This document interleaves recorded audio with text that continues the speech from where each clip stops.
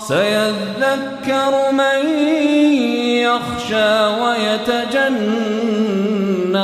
الأشقى الذي يصلى النار الكبرى ثم لا يموت فيها ولا يحيا.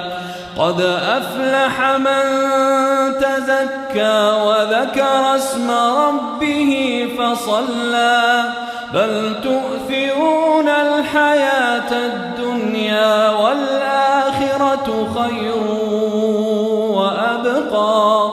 إن هذا لفي الصحف الأولى صحف إبراهيم وموسى.